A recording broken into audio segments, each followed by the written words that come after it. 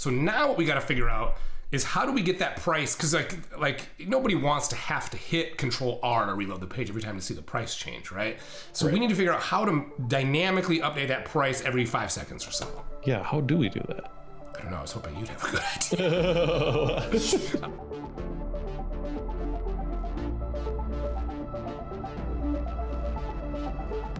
idea. Well, so in that case, do we need some kind of like? Does the price need to be like a client component that we like pass things to? Because we can't run. We can make a tiny client component that like just sets a timeout and like literally reloads the page. That's not very nexty though. Yeah, what is the next way to do it? Probably we need a client component that does one of those server things. One of those. Remember we did those server actions? Yeah. That's probably what you'd have to do, and then we just set a timeout to trigger the server action instead of like a user interaction. So like this guy would need to be. So if we had, let's say, so we have a server action called price, yeah, and I don't remember how to do that. So let me just take this guy, right? Yeah. And so here was our server action. So he's an async function. We're going to call this get Bitcoin price. Right. We don't really care about any of this stuff, right? Yeah, we don't need any. We're mostly not going to do that. So let's go back here. Now I don't want to have, oops, I just want a little more space so that the camera doesn't, so I don't want this guy repeated twice, right? So can I pull him out and put him in here? Yep, and just return JSON or something. Yeah, and so I'll return, and should we do some of the massage here for like dates and stuff? Yeah, we could do that. So this will be like, so we'll call this price, and this will be JSON.last, and I'll do like this. So we'll get an int back, right? And then this guy will be, we'll call it last updated. Sure. And so that'll be parse int JSON.timestamp times 1,000, right? So that we get it into millisecond world. Yep. Okay. So now I go back over here. New date. Oops, sorry. Well, I was actually going to leave. Well, yeah. Is it? Because for serialization purposes over the wire, yeah. Probably want to. Okay, yeah. Leave it as a number. Okay, so now I can do this get Bitcoin price guy. Yeah, does that work? So does this work? Oh, he needs arguments. But we don't have those arguments, so I'm just gonna like get rid of them. So TypeScript is like, I guess they're gonna get passed, but we don't care, right? Yeah, probably we're abusing it at this point a little bit. But. Okay, and so we'll just do result dot price. Yep. And then this guy is gonna be result dot last updated. And so does this still work? Yeah, looks like we're getting the price, right? Yep. Okay, so now we've got a server action. Now what do we do? Yeah, so do you want to make another component, or do you want to just convert this one to a client component? Oh, I see. I'd be fine with either way. I think it'd probably be better to do just one component, right? So now he's a client component. Yeah, so I wonder when on 7. Uh-oh. Whoa. He keeps reloading. Why is he posting? Oh. Maybe that's not what you should do. Yeah, boy, he was just hitting it hard. I'm going to go back to client and see if it does it again. I don't know why it wouldn't. A client-side exception has occurred. Now we're getting 500s. We're getting, why?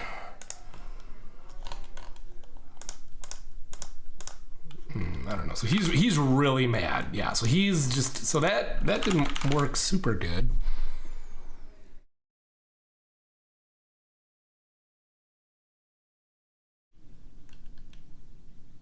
Can we evoke from event handlers useEffect? So he pulls in the action. He exports the thing. Yeah, so server actions are not limited to form. Yeah, you're supposed to be able to use it. useEffect. Here we go. This is what I wanted to see. And he calls it inside use. Is that my problem here? Yeah, let's try that. No, hold on though. So this is a server component. That would be for client component. Yeah, which is what I think we're gonna have to do, right? Yeah.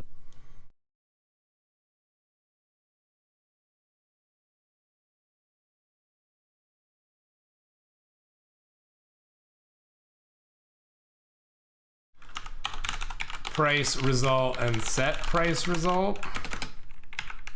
Okay. What are you mad about? Do you want me to import it? Thank you. And so then we do this, and then we call set price result with the result. And then we say this guy. That's what they did. I suppose it should be let, right? Because we're good. And what are you mad about? He doesn't know the type. Doesn't, okay. Shut up for now. Okay, so there we gotta get price. So we set the price result. So then I can just do, so in theory then I can just say price result. And this guy, I guess, let's see, how do I like tell it what it is? Is that this way? Do I do this? Yeah. So like,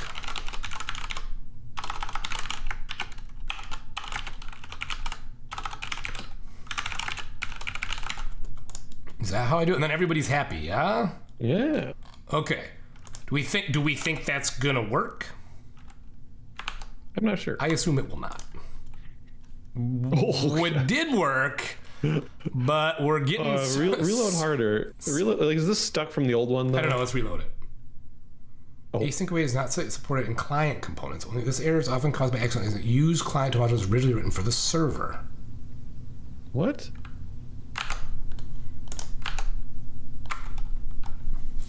You can't use it in client components? This guy says use client. Here he's saying wait. Oh, you know what? The problem is this guy is async. Okay. Cannot read properties of undefined reading price. Right. So it's really like. Well, you could go back up though, because you could init it with. There. Yeah, there. Just give it an empty guy or something. Yeah. That even that would probably be good enough. Yeah.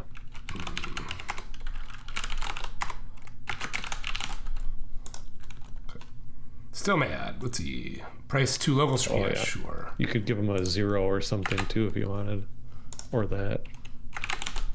Yeah. Ha! Oh, but then it does this again. Why does it keep posting? No, it's not, is it? Yeah, it's still going. Who's doing it? It's funny because it works.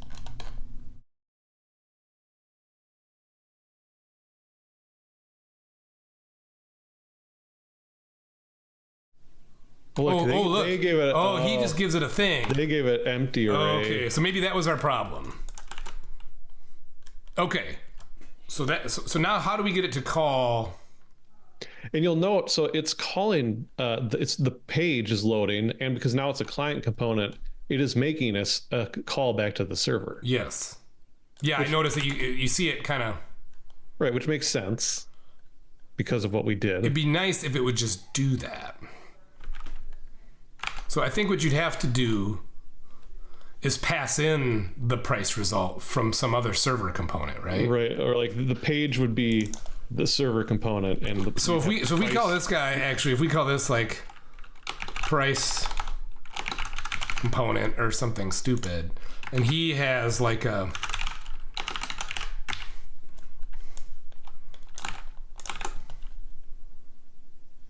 how do I do that again? Yeah, it's sort of gross. So he's like, yes.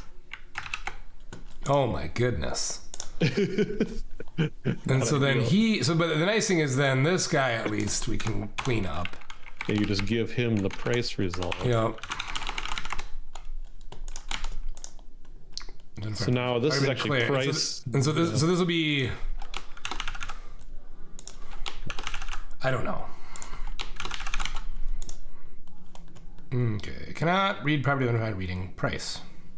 But anyways, so now we'll call this guy, so this guy needs to be called something different. So he's like,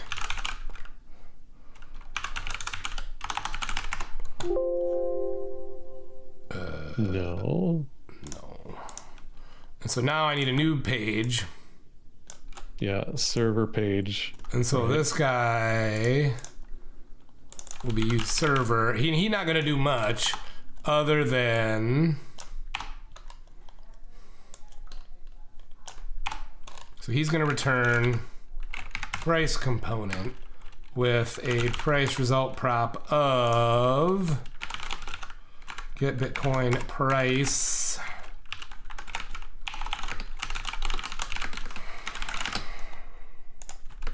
Yes. Boys, it's sort of jarring that you have half your components are async and half are not, because yeah, the client I don't love that. Did this even work? Oh, look, it did it twice. And it's using the non-cached version. So let's put our caching back, because I don't think that was the problem. Yeah.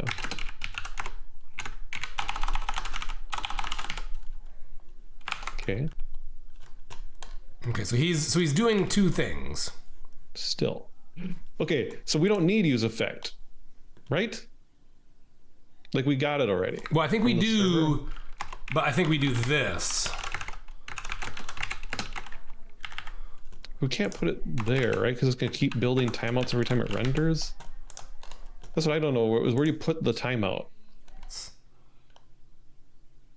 Oh. So he's returning a callback? That's very interesting. Sure, let's see if that works. Okay, so we go back. So this guy, I'm just going to steal this guy. Oops. I'm going to take you.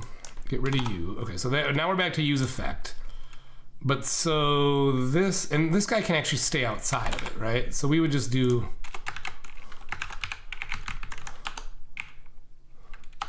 You just call get price. And then he was doing, yeah. And then they did a thing. Is that return this? Return an anonymous method. So that's happy. Boy, that is. And then the timeout, we got to give it a timeout. So let's do 5 seconds. Yep. Okay. So now we'd hope to see here, clear your network. I would hope to see one call for the page. Oh. And then 5 seconds later, we should see the next Here's one, and then there should be another one. Oh, maybe we need like a set interval. Yeah. Well, it should have happened once, though. It did. Watch. Give it a second. See? Oh, there we go. Okay. Yeah, so he really needs to be set interval. Yeah, maybe do 3 seconds. 5 is too long. Yeah, I don't know. Yeah, we'll do. How about we do 1, and then it won't. It'll just change when it can. So there it's going, and then every so often it updates. Yeah. So that felt harder than it should have been. Boy, that is. I think, as far as I can tell, that's the right way to do it. Yeah. So go look at our code again. Is it reasonable? Okay. What do we do? So we've got this guy, right? So we pulled out the actual price getting to that's a server function. So he'll only ever run on the server, right? And that way, if we had authentication or whatever, it'd be safe. Yes. And then we made a server page. Yes. And so he calls it once and then returns a child component and passes it the result. So that way, when the page loads the first time, we get a nice, it's like there's not like a delay until it pops. Yeah, there's not like a pop. And then this guy is a little bit more complicated. So he's got a state thing. And so he takes the thing, we pass it, and makes the state. Yep. And then we use this effect guy, key tip, put the array in here, or it will just run like a madman.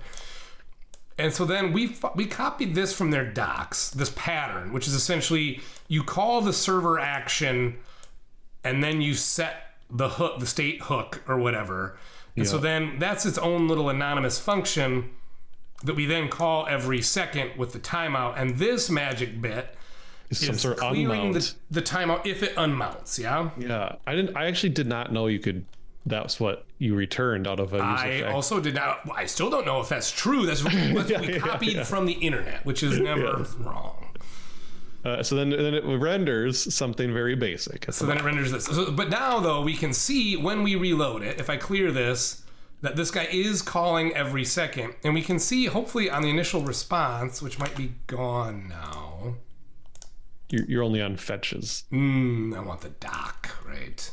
So if we reload this guy, he actually does come down with a price, right? Yes. And a thing. So we accomplished our goal.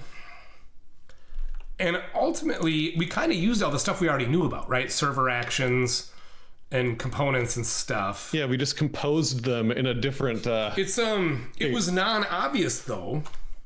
I guess if we were more comfortable with useEffect, maybe it would have been more obvious to us. That's true. Yeah, we're kind of new in this hook game.